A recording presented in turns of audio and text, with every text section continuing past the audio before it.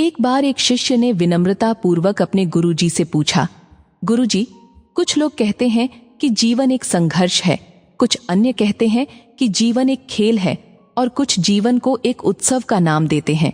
इनमें कौन सही है? गुरुजी ने तत्काल बड़े ही धैर्यपूर्वक उत्तर दिया, पुत्र, जिन्हें गुरु नहीं मिला उनके लिए जीवन एक संघर्ष है, जिन्हें गुरु मिल गया उनका जीवन एक खेल है, और जो लोग गुरु द्वारा बताए गए मार्ग पर चलने लगते हैं मात्र वे ही जीवन को एक उत्सव का नाम देने का साहस जुटा पाते हैं। यह उत्तर सुनने के बाद भी शिष्य पूरी तरह से संतुष्ट न था। गुरुजी को इसका आभास हो गया। वे कहने लगे, लो, तुम्हें इसी संदर्भ में एक कहानी सुनाता हूं। ध्यान से सुनोगे तो स्वयं ही अपने प्रश्न का उत्तर पा सकोगे। उन्होंने जो कहानी सुनाई वह इस प्रकार थी। एक बार की बात है कि किसी गुरुकुल में 3 शिष्यों ने अपना अध्ययन संपूर्ण करने पर अपने गुरुजी से यह बताने के लिए विनती की कि उन्हें गुरु दक्षिणा में उनसे क्या चाहिए। गुरुजी पहले तो मंद मंद मुस्कुराए और फिर बड़े स्नेहपूर्वक कहने लगे, मुझे तुमसे गुरु दक्षिणा में एक थैला भर के सूखी पत्तियां चाहिए, ला सकोगे? वे तीनों मन ही मन बहुत प्रसन्न हुए, क्योंकि उन्हें लगा कि वे बड़ी आसानी से अपने गुरुजी की इच्छा पूरी कर सकेंगे। सूखी पत्तियां तो जंगल में सर्वत्र बिखरी ही रहती हैं। वे उत्साहपूर्वक एक ही स्वर में बोले, जी गुरुजी, जैसी आपकी आज्ञा। अब वे तीनों शिष्य चलते चलते एक समीपस्थ जंगल में पहुंच चुके थे, लेकिन यह देखकर कि वहां पर तो सूखी पत्तियां केवल एक मुट्ठी भर ही थीं, उनके आश्चर्य का ठिकाना न रहा। वे सोच में पड़ गए कि आखिर जंगल से कौन सूखी पत्तियां उठाकर ले गया होगा। इतने में ही उन्हें दूर से आता हुआ कोई किसान दिखाई दिया। वे उसके पास पहुंचकर उससे विनम्रता पूर्वक याचना करने लगे कि वह उन्हें केवल एक थैला भर सूखी पत्तियां दे। अब उस किसान ने उनसे क्षमा याचना करते हुए उन्हें यह बताया कि वह उनकी मदद नहीं कर सकता, क्योंकि उसने सूखी पत्तियों का ईंधन के रूप में पहले ही उपयोग कर लिया था।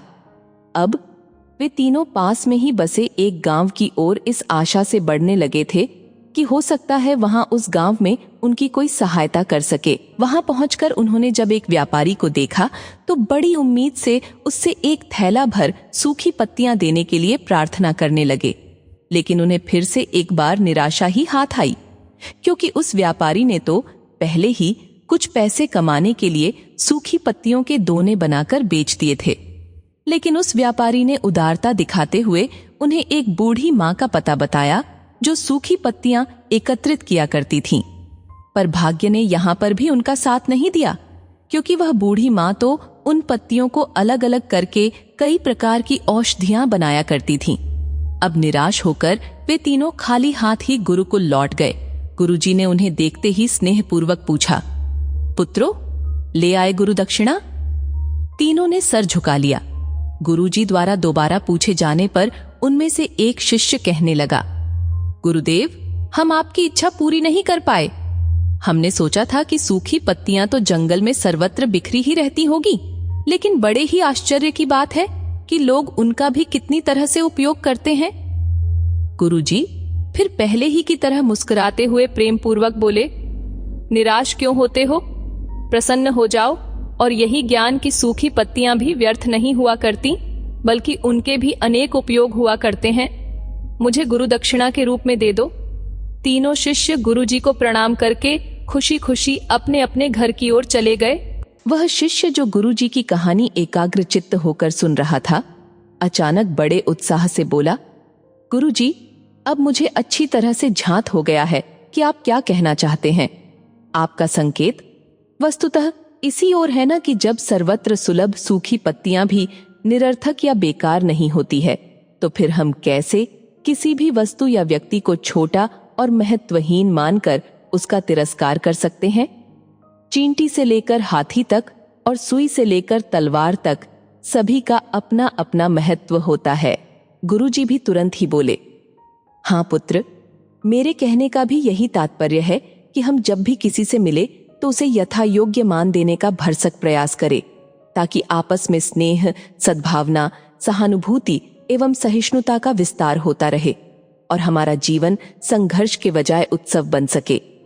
यदि जीवन को एक खेल ही माना जाए तो बेहतर यही होगा कि हम निर्विक्षेप, स्वस्थ एवं शांत प्रतियोगिता में ही भाग लें और अपने निष्पादन तथा निर्माण को ऊंचाई के शिखर पर ले जाने का अथक प्रयास करें। अब शिष्य पूरी तरह से संतुष्ट था। अंततः मैं यही कहना चाहता हूं कि यदि हम मन, वचन और कर्म, इन तीनों ही स्तरों पर इस कहानी का मूल्यांकन करें तो भी यह कहानी खरी ही उतरेगी। सबके प्रति पूर्वाग्रह से मुक्त मन वाला व्यक्ति अपने वचनों से कभी भी किसी को आहत करने का दुस्साह नहीं करता और उसकी यही ऊर्जा उसके पुरुषार्थ के मार्ग की समस्त बाधाओं को हर लेती है। वस्तुतः हमारे जीवन का सबसे बड़ा उत्सव पुरुषार्थ ही होता है, ऐसा विद्वानों का मत है।